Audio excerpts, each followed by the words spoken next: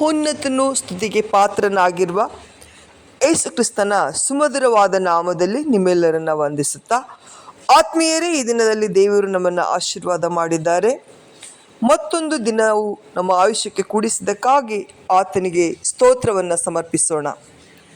ಬನ್ನಿ, ಈ ದಿನದ ಧ್ಯಾನಕ್ಕಾಗಿ ಆದಿಕಾಂಡ ಪುಸ್ತಕ 30ನೇ ಅಧ್ಯಾಯ 27ನೇ ವಚನವನ್ನು ಓದಿ ಧ್ಯಾನಿಸೋಣ. ಯೆಹೋವನು ನಿನ್ನ ನಿಮಿತ್ತ ನನ್ನನ್ನು ಅಭಿವೃದ್ಧಿಪಡಿಸಿದ್ದಾನೆಂದು ಚೆನ್ನಾಗಿ ತಿಳಿದಿದ್ದೇನೆ ಎಂಬುದಾಗಿ. ಪ್ರಿಯರೇ, ಇಲ್ಲಿ ಅನೇಕ ಸಾರಿ ನಮ್ಮ ಜೀವಿತದ ಮೂಲಕ ನಾವು ಅನೇಕರಿಗೆ ಆಶೀರ್ವಾದದಾಯಕವಾಗಿರುತ್ತೇವೆ. ನಮ್ಮ ಜೀವಿತದಲ್ಲಿ ಅನೇಕರು ಆಶೀರ್ವಾದದಾಯಕವಾಗಿರುತ್ತಾರೆ ಹಾಗೂ ಅನೇಕ ಸಾರಿ ಶಾಪಗಳಿಗೂ ಕಾರಣವಾಗಿರ್ತಾರೆ. ಕೆಲವರ ನಿಮಿತ್ತದಿಂದಾಗಿ ನಾವು ಆಶೀರ್ವಾದ ಹೊಂದಿಕೊಳ್ಳುತ್ತೇವೆ. ಇಲ್ಲಿ ನೋಡುವಾಗ ಯಾಕೋಬನ ನಿಮಿತ್ತ ತಾನು ಆಶೀರ್ವದಿಸಲ್ಪಟ್ಟಿರುವುದಾಗಿ ಲಾಬಾನನು ಮನಪೂರ್ವಕವಾಗಿ ಹೇಳುವುದನ್ನು ಸ್ವಲ್ಪ ನಾವು ಯೋಚಿಸಿ ನೋಡೋಣ. ಪ್ರೇರೆ, ಕರ್ತನ ಆಶೀರ್ವಾದವು ಯಾಕೋಬನಿಗೆ ಇದ್ದುದರಿಂದ ಯಾಕೋಬನು ಎಲ್ಲಿ ಹೋಗಿದರೂ ಕೂಡ ಆಶೀರ್ವಾದ ಉಂಟಾಗ್ತಾ ಇತ್ತು. ಅಲ್ಲೆಲ್ಲ ಆಶೀರ್ವಾದವನ್ನು ಅವನನ್ನು ಹಿಂಬಾಲಿಸ್ತಾ ಇತ್ತು. ಅದೇ ಆದಿಕಾಂಡ ಪುಸ್ತಕ 39:5ನೇ ವಾಕ್ಯವನ್ನು ನಾವು ಅದು ಹೀಗೆ ಹೇಳುತ್ತದೆ: ಕರ್ತನು ಯೋಸೇಫನ ನಿಮಿತ್ತ ಐಗುಪ್ತ ದೇಶವನ್ನು ಆಶೀರ್ವದಿಸಿದನು. ಮನೆಯ ಹೊರಗೂ ಒಳಗೂ ಅವನ ನಿಮಿತ್ತ ಎಲ್ಲದರಲ್ಲೂ ಕರ್ತನ ಆಶೀರ್ವಾದವಿದ್ದಿತು. ಪ್ರಿಯರೇ, ಮಾತ್ರವಲ್ಲದೆ ಯೋಸೇಫನ ನಿಮಿತ್ತ ಕರ್ತನು ಫರೋನನ್ನು ಅವನ ಮನೆಯವರೆಲ್ಲರನ್ನ ಆಶೀರ್ವದಿಸಿದನು. ಐಗುಪ್ತ ದೇಶವು ದೊಡ್ಡ ಕ್ಷಾಮದಿಂದ ತಪ್ಪಿಸಿಕೊಳ್ಳಲು ಸಾಧ್ಯವಾಯಿತು ಎಂಬುದಾಗಿ ನೋಡಬಹುದು.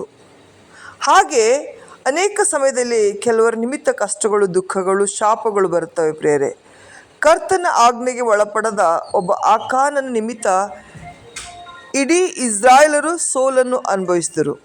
ಕರ್ತನ ಮಾತಿಗೆ ಕಿವಿಗೊಡದೆ ಅವಿಧೇಯನಾದ ಒಬ್ಬ ಯೋನನ ನಿಮಿತ್ತ ಹಡಗಿನಲ್ಲಿ ಪ್ರಯಾಣ ಮಾಡುತ್ತಿದ್ದ ಅಷ್ಟು ಜನರು ಕಷ್ಟವನ್ನು ಅನುಭವಿಸಬೇಕಾಯಿತು. ಸರಕುಗಳು ಹಾಳಾದವು, ಸಮುದ್ರವು ಬೋರ್ಗರೆಯಿತು. ಪ್ರಿಯರೇ, ಅಲ್ಲಿ ಅಲ್ಲೋಲ ಕಲ್ಲೋಲ ಉಂಟಾಯಿತು. ಹಾಗೆ ಪ್ರೀತಿಯ ದೇವರ ಮಕ್ಕಳೇ, ಒಂದು ನಿಮಿಷ ನಮ್ಮನ್ನು ನಾವೇ ಪರೀಕ್ಷೆ ಮಾಡಿಕೊಳ್ಳೋಣ. ನಿಮ್ಮ ನಿಮಿತ್ತ ಕುಟುಂಬಕ್ಕೆ ಆಶೀರ್ವಾದವಿದೆಯೋ ಅಲ್ಲದೆ ಶಾಪವಿದೆಯೋ? ನಿನ್ನ ನಿಮಿತ್ತ ಕುಟುಂಬದವರು ಸಂತೋಷ ಸಮಾಧಾನದಿಂದ ಇರುವರೋ ಅಲ್ಲದೆ ವೇದನೆ, ದುಃಖ, ಕಣ್ಣೀರು ಅನುಭವಿಸ್ತಿರುವರೋ? ಒಂದು ಸಮಯದಲ್ಲಿ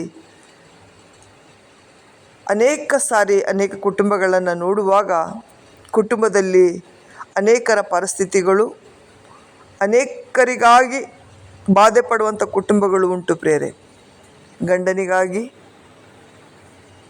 ಅನೇಕ ಹೆಂಡತಿಯರು ದುಃಖ ಪಡುವಂಥದ್ದು, ಕಷ್ಟಪಡುವಂಥದ್ದು ಸಂದರ್ಭಗಳನ್ನು ಈ ದಿನಗಳಲ್ಲಿ ನೋಡಬಹುದು. ಹಾಗೆ ಹೆಂಡತಿಯರ ನಿಮಿತ್ತ ಕೂಡ ಅನೇಕರು ಬಾಧೆ ಪಡುವುದನ್ನು ನೋಡ್ತಾ ಇರ್ಬೋದು.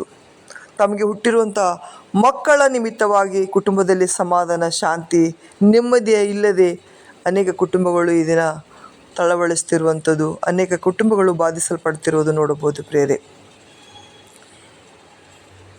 ನಮ್ಮ ಕುಟುಂಬಗಳಲ್ಲಿ ಕೂಡ ಅನೇಕ ದೇವರನ್ನು ಅರಿಯದೇ ಇರುವಾಗ ಅನೇಕ ಸಮಸ್ಯೆಗಳು, ಅನೇಕರಿಂದ ಅಸಮಾಧಾನಕರವಾದಂಥ ಕಾರ್ಯಗಳು ಕಂಡಿದ್ದೆವು.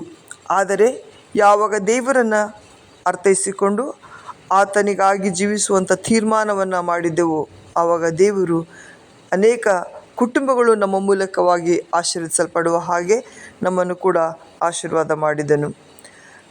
ಪ್ರಿಯ ದೇವರ ಮಕ್ಕಳೇ, ಕರ್ತನು ಅಬ್ರಾಮನನ್ನು ಕರೆದಾಗ ಅವನ ನಿಮಿತ್ತ ಭೂಲೋಕವೆಲ್ಲ ಆಶೀರ್ವಿಸಲ್ಪಟ್ಟಿರುವುದಾಗಿ ಕರ್ತನು ವಾಗ್ದಾನ ಮಾಡಿದ್ದನು.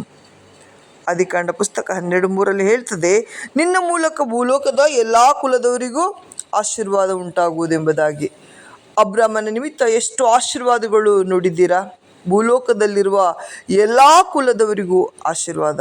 ಹೌದು, ಅದರಂತೆ ಯೇಸು ಕ್ರಿಸ್ತನ ಮೂಲಕ ತಂದೆಯಾದ ದೇವರು ನಮ್ಮೆಲ್ಲರನ್ನ ಆಶೀರ್ವದಿಸಲು ಮನಸ್ಸು ಮಾಡಿದ್ದಾನೆ. ಪ್ರೇರೆ, ಯೇಸು ಕ್ರಿಸ್ತನ ಮೂಲಕವಾಗಿ ಪರಲೋಕದ ಆಶೀರ್ವಾದಗಳು, ಆತ್ಮೀಯ ಆಶೀರ್ವಾದಗಳು, ನಿತ್ಯರಾಜ್ಯದ ಆಶೀರ್ವಾದಗಳೆಲ್ಲವೂ ನಾವು ಹೊಂದಿಕೊಳ್ಳುತ್ತೇವೆ. ತಂದೆಯಾದ ದೇವರನ್ನು ನೋಡಿರಿ, ನನ್ನ ಒಬ್ಬನೇ ಮಗನನ್ನು ಈ ಲೋಕಕ್ಕೆ ಕಳಿಸಿ ಕೊಟ್ಟಿದ್ದರ ನಿಮಿತ್ತ ನಮ್ಮ ಮೇಲಿಟ್ಟ ಪ್ರೀತಿಯನ್ನು ಪ್ರಕಟಿಸಿದನು ಪ್ರೇರೆ. ತನ್ನ ಒಬ್ಬನೇ ಮಗನನ್ನು ಶಿಲ್ಬೆಯ ಮರಣಕ್ಕೆ ಒಪ್ಪಿಸಿದನು. ನಿಮ್ಮ ನಿಮಿತ್ತ ನಮ್ಮ ಕುಟುಂಬವು ಆಶೀರ್ವದಿಸಲ್ಪಡಬೇಕಾಗಿದೆ ಪ್ರೇರೆ. ಪ್ರಿಯ ದೇವ ಮಕ್ಕಳೇ, ನಿಮ್ಮ ದೇಶವು ಆಶೀರ್ವದಿಸಲ್ಪಡಲಿ. ಹಾಗಾಗುವಂತೆ ನೀವು ನಿಮ್ಮ ಹೃದಯದಲ್ಲಿ ಈಗಾಗಲೇ ಕ್ರಿಸ್ತನನ್ನು ಅಂಗೀಕರಿಸಿಕೊಳ್ಳಿರಿ. ಆಗ ನಿತ್ಯವಾದ ಆಶೀರ್ವಾದಗಳು ನಿಮ್ಮನ್ನು ಆವರಿಸಿಕೊಳ್ಳುವುದು. ಸ್ವಂತ ಮಗನನ್ನು ಉಳಿಸಿಕೊಳ್ಳದೆ ಆತನು ನಮ್ಮೆಲ್ಲರಿಗೋಸ್ಕರ ಒಪ್ಪಿಸಿಕೊಟ್ಟನಲ್ಲ, ಮಗನನ್ನು ಕೊಟ್ಟ ಮೇಲೆ ಸಮಸ್ತವನ್ನು ನಮಗೆ ದಯಪಾಲಿಸದೆ ಇರುವನೆ ಎಂಬುದಾಗಿ ರೋಮ 8:32 ಹೇಳುತ್ತದೆ. ಹಾಗಾದರೆ ಈ ಬೆಳಗಿನ ಸಮಯದಲ್ಲಿ ನಮ್ಮನ್ನು ನಾವು ಪರೀಕ್ಷೆಗೊಳಪಡಿಸೋಣ. ನಮ್ಮ ನಿಮಿತ್ತವಾಗಿ ಎಷ್ಟು ಜನರಿಗೆ ಆಶೀರ್ವಾದ ಉಂಟಾಗುತ್ತಾ ಇದೆ. ಶಾಪದಲ್ಲಿ, ಪಾಪದಲ್ಲಿ, ಮರಣದಲ್ಲಿ ಅನೇಕರು ತಳಲಿ ಬಳಲುವಂಥ ಆ ಜನರಿಗೆ ನಾವು ಆಶೀರ್ವಾದದಾಯಕವಾಗಿದ್ದೇವೆ. ನಾವು ವಾಸಿಸುವಂಥ ಪ್ರಾಂತ್ಯದಲ್ಲಿ ಅನೇಕರಿಗೆ ಆಶೀರ್ವಾದದಾಯಕವಾಗಿದ್ವ, ಅಥವಾ ನಾವು ವಾಸಿಸುವಂಥ ಈ ಭಾರತ ದೇಶದಲ್ಲಿ ನಮ್ಮ ಮೂಲಕವಾಗಿ ಆಶೀರ್ವಾದ ಉಂಟಾಗ್ತಾ ಇದೆಯಾ? ನಾವು ದೇಶಕ್ಕಾಗಿ ಪರಿತಪಿಸ್ತಾ ಇದ್ದೇವೆ, ದೇಶಕ್ಕಾಗಿ ದೇವ ಸಮ್ಮುಖದಲ್ಲಿ ಪ್ರಾರ್ಥಿಸ್ತಾ ಇದ್ದೇವೆ?